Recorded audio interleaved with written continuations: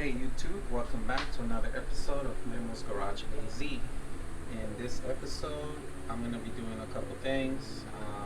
One is checking the exhaust system from all the bolts at the test pipe, from the header to the test pipe, because I've been having issues where those keep coming loose.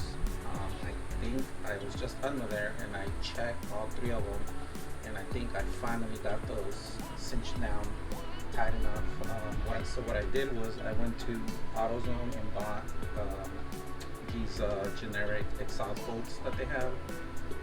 They're 14 millimeter head and nut. So I put those in, but not only that, I added orange loctite, which I think helped as well. So finally got that issue out of the way. Another thing I did was I went to my exhaust shop person who did my manual flow stuff, and I took on my old thing and I had him cut out the small resonators off the white pipe, and then I had them added to the one I have now, because as good and as that as cool as the exhaust man is sounding in the videos, it was actually a little bit overkill with for a daily, especially in the freeway at freeway speeds. The drone was just way too annoying, and right now my work drive is about an hour one way, so it's 2 hours. So 1 hour to the work site, now we're back home, so it kind of got annoying. So he added those two resonators, small ones, and it's made a huge difference, and I'm very happy with it. So let me show you what that looks like.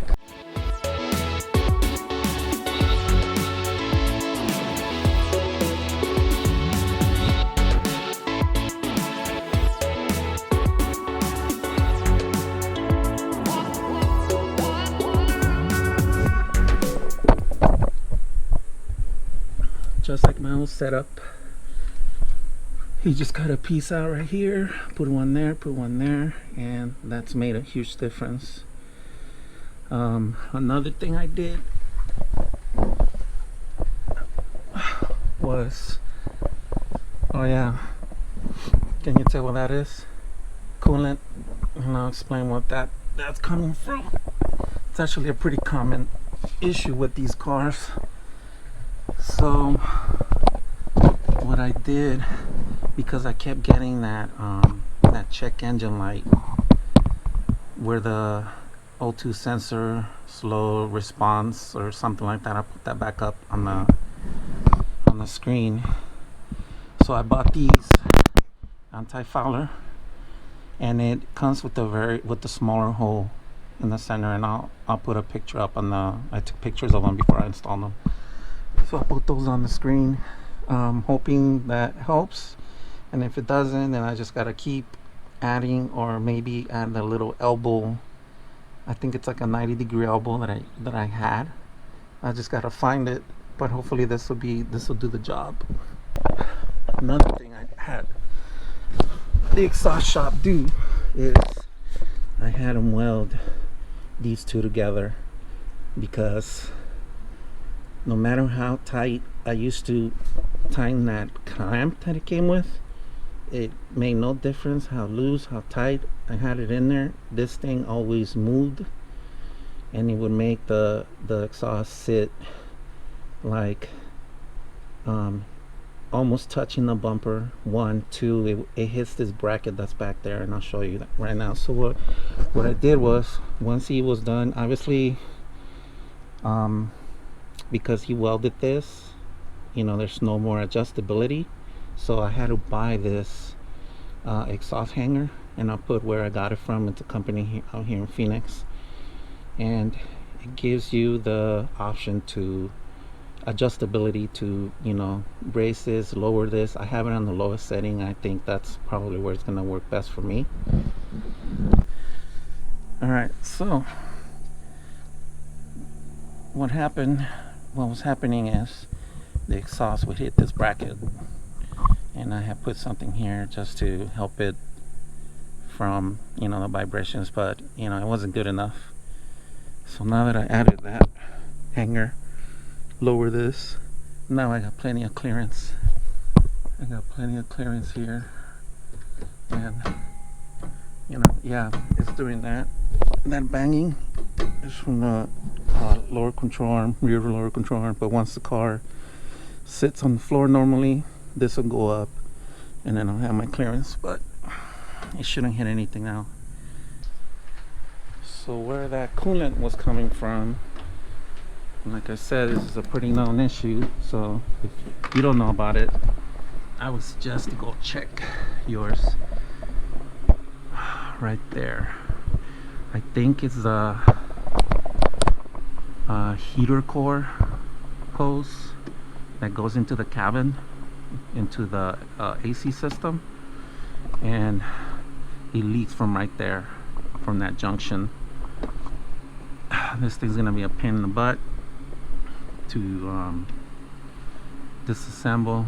Maybe, I don't know, maybe once I remove those two clamps right there, that'll do it. And then remove that hose, I should be able to get to that lower hose. So this, I just noticed this about 2 oil changes ago. It started off really slowly, and I really should have fixed this a long time ago, but I, you know, got lazy. So here is everything you're gonna need, to all the parts you're gonna need, all the clamps you're gonna need. So here's your first hose, which is the shortest. There's your part number, and I'll put all these up in the description. Here's the second hose, and you're gonna need 4 clamps, and there's 3 of these silver ones. So there's your part number, those are all the same. And then there's this black one, which, if I had to guess why they're different colors, probably for different tensions. It's what I'm guessing. Maybe this one has more tension than those, less, I don't know. But there you are. This one just came like this, and I have a part number. But if, you know, you go to the dealer, they'll just tell them you want everything, all the clamps, all 4 clamps, so they'll give you that. And then this piece is the piece in the middle where these 2 hoses connect to. So this cost me about $130 for everything, and you know, it is what it is. Leaking hose, gotta replace it. Can't cheap out on this stuff. So I didn't want to reuse the clamps either, because those, obviously, that could be a reason why these are leaking to begin with. So just replace it all. You're in there, might as well do it. Anyways, all right, so I'm gonna go finish that up. And lower it, go for a drive, and see how that exhaust hanger is working out now. So I got one out, this top one, but the bottom one, the clamp is way down here, and it's really hard to get to it. Such a pain in the butt. Like I said, things that help me are these needle nose with the bend at the tip. These are always good for loosening hoses with those clamps, like this one right here. Also these long needle nose as well. I believe I got these 2 at Harbor Freight. This thing I got it at Harbor Freight too. I always use it for removing hoses, because the hose down there, right here, that was right here, it was stuck on there pretty good, so I had to like use this to pry it out. So this is another handy tool to have. And I'm pretty sure what the weak point and why the reason these things leak is because of this thing. It eventually hardens because it's plastic with the coolant, you know, hot cold, and you know, engine bay heat, temperatures, so eventually gives out. It becomes brittle and breaks. So I don't know why they don't do this in aluminum.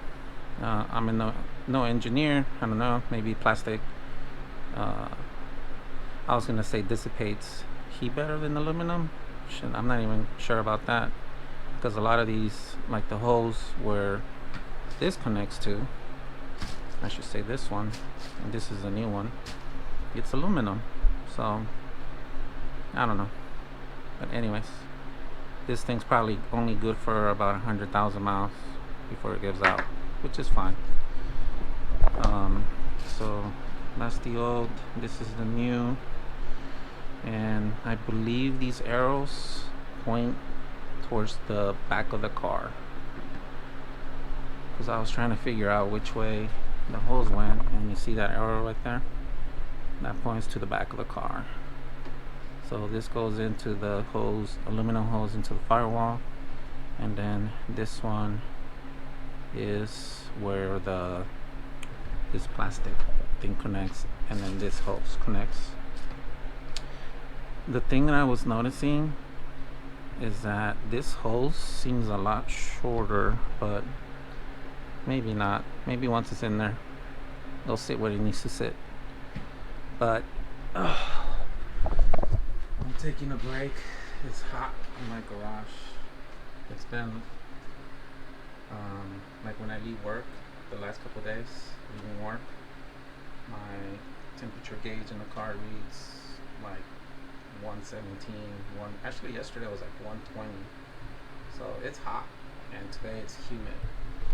So just trying to get that last hose out, just taking a small break, because sometimes, oh yeah, and I had to take off all these.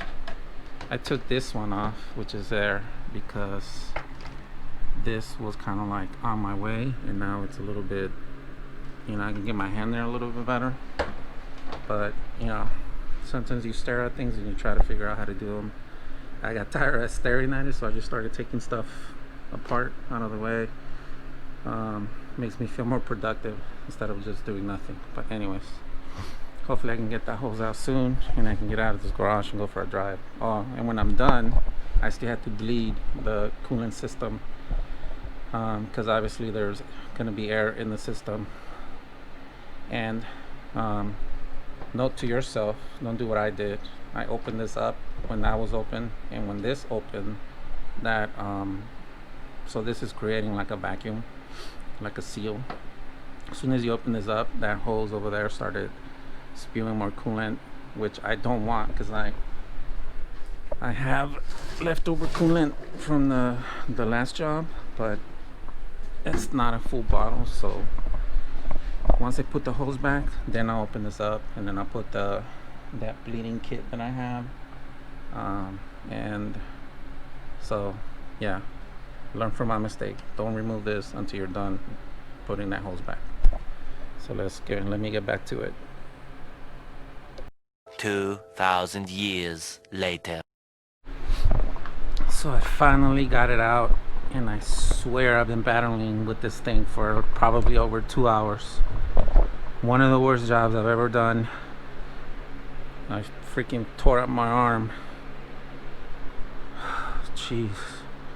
Anyways, at the end, I ended up cutting it, and then got this one out, and that last clamp was hard to get to, just because it's very awkward with the firewall right behind you.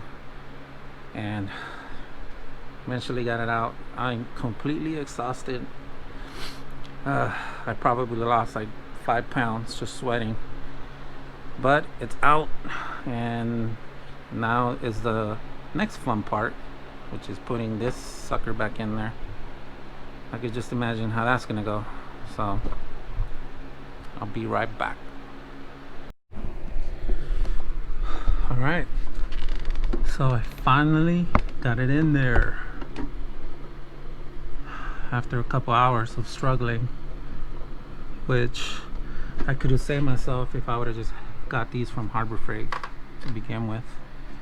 These 16-inch long needle nose with a long enough I guess point beak, or whatever you want to call it. I was finally able to get this in that lower one, the one way at the bottom, because that one was the one that was really giving me the trouble.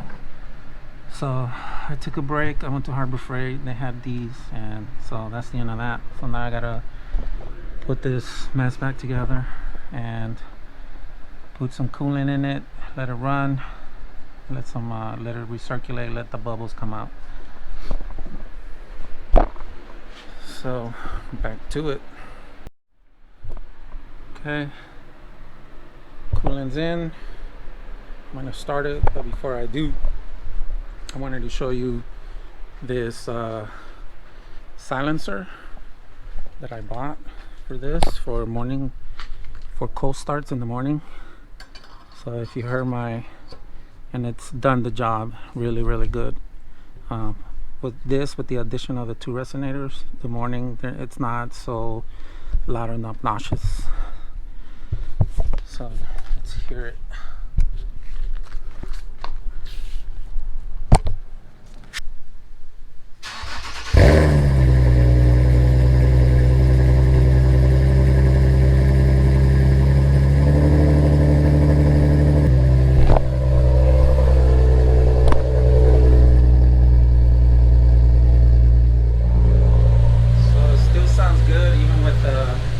Silencer, but I don't drive around with it. It's just for the mornings when I first started, so it's not so it doesn't shake people's houses and windows.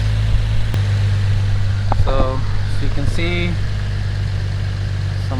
those are the bubbles, the air that I'm trying to get out of the system. So I'll leave it like that for a while. It's probably gonna go down a little bit because a lot of it was lost in the heater core. So hopefully I have enough. So I'll be back. Eventually.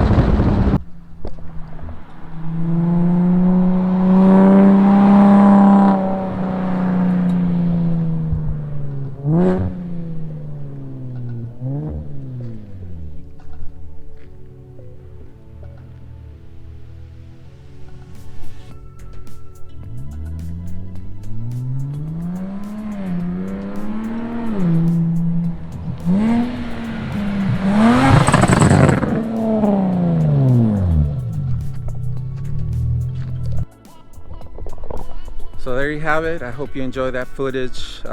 It was actually pretty fun shooting it. That hose was such a pain in the butt to replace. If you're gonna do that job, all you need is a 16 millimeter or 16-inch long needle nose pliers from Harbor Freight, which they're pretty cheap. They don't cost that much, and it would have saved me a ton of headache. I mean, I think the last job that I cursed so much was probably during when I did the headers.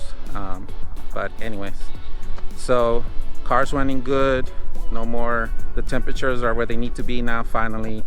And because a couple of days ago, actually the car overheated sitting in a parking lot with the AC, and I know it was definitely because of that hose and because the coolant system wasn't completely pressurized.